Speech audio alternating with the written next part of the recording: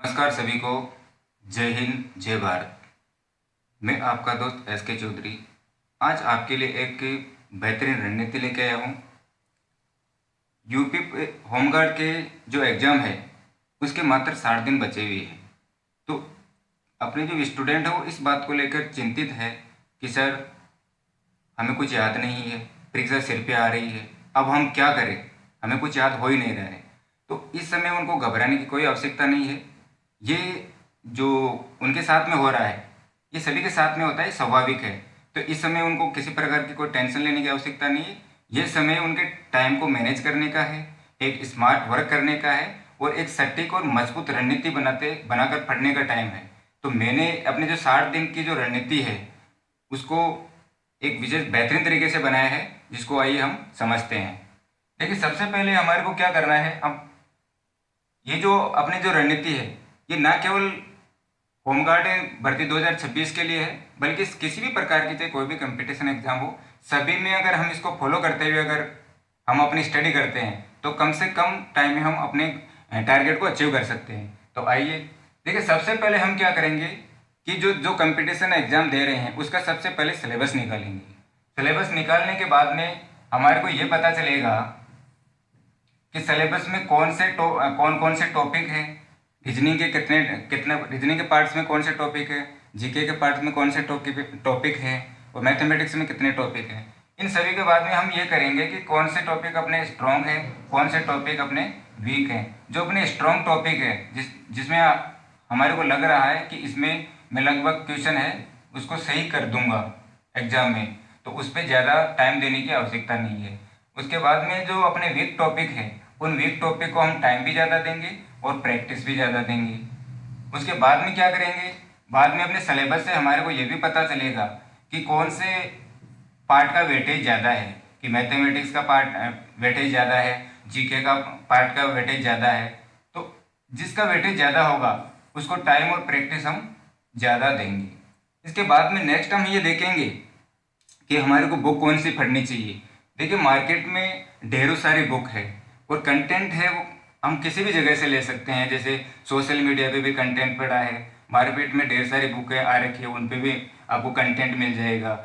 इसके बाद में अपने गूगल पे भी खूब कंटेंट पड़ा है, लेकिन इस सभी कंटेंट को कलेक्ट करने का हमारे पास टाइम नहीं है। क्या पढ़ना है, क्या छोड़ना है, वो भी अभी तक अपन को पता नहीं है।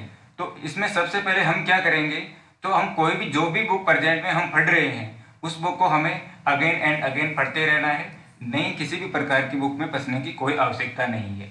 हमारी जो बुक है उसी बुक से हमारे को शॉर्ट नोट्स तैयार करने हैं और ये जो शॉर्ट नोट्स है उनको भी बारी बारी से पढ़ते रहना है।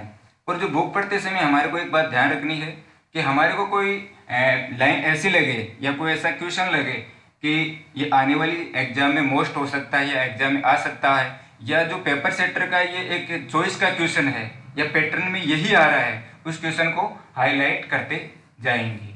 इसके बाद में दूसरी जो इसकी अपनी रणनीति की जो स्टेप है वो है PYQs, मतलब अपने प्रीवियस ईयर के जो क्वेश्चन है उसका एक पर्सन बैंक लेंगे। वो पर्सन बैंक लाने से हमारे को क्या होगा कि जो भी पर्सन बैंक आएगा उसमें प्रत्येक जो क्वेश्चन है उस क्वेश्चन के दाएं बाएं कौन से क्वेश्चन बन सकते हैं, लेटरल में जो भी क्वेश्चन बनेंगे उसके उस क्वेश्चन की उसमें व्याख्यात्मक टिप्पणी सभी में होगी और प्रत्येक क्वेश्चन का उसमें 360 डिग्री पे उसका सॉल्यूशन दिया हुआ होगा। तो हमारे एक क्वेश्चन से उसमें 4 क्वेश्चन या 5 क्वेश्चन हमारे और तैयार हो जाएंगे। इसके बाद में PYQ जो अपन सोल्व करेंगे उससे हमारे को ये भी पता चलेगा कि कौन सा क्वेश्चन है वो बारी बारी से रिपीट हो रहा है, उसका पैटर्न क्या है, उसका लेवल क्या है, किस लेवल तक या किस गहराई तक जो क्वेश्चन है वो पहुंचे जा रहे हैं। इसके बाद में अपने नेक्स्ट जो प्रोसेस है, अपना जो स्टेप है इस रणनीति का, वो रहेगा टेस्ट सीरीज या मॉडल पेपर।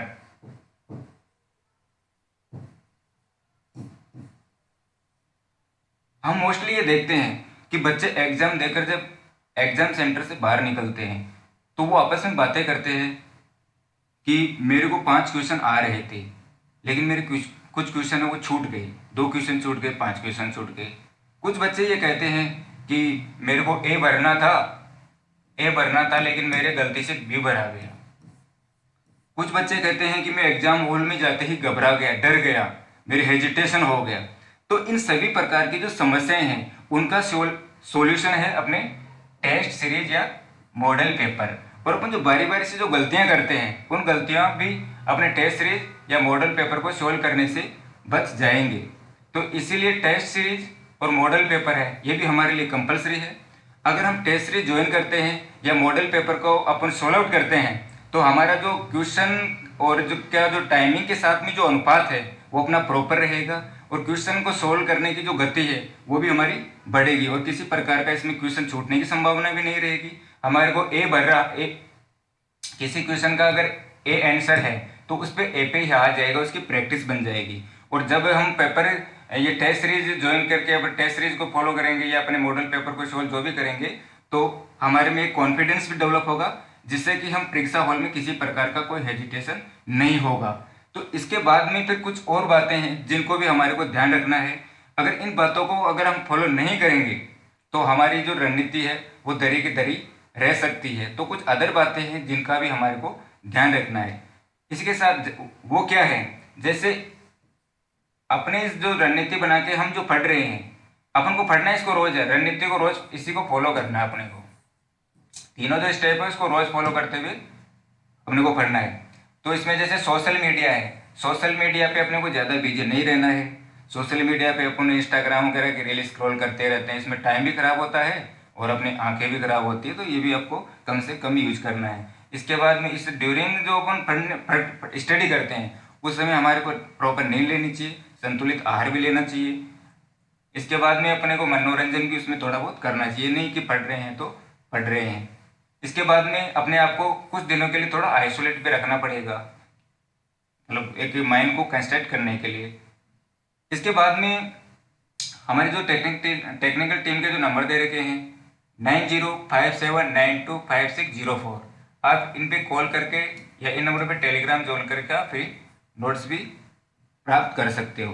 तो इसी के साथ में अंत में मैं कहना चाहता हूँ कि जो विद्यार्थी इस रणनीति को अगर फॉलो करते हुए अपनी स्टडी जारी रखता है तो उसके पास अभी भी टाइम कम नहीं है, 60 दिन काफ़ी होते हैं। तो इतने दिन में वो अपनी स्टडी को इस रणनीति के तहत अगर वो पढ़ाई करता है तो अपना जो टारगेट है वो इसको 100% अचीव कर सकता है।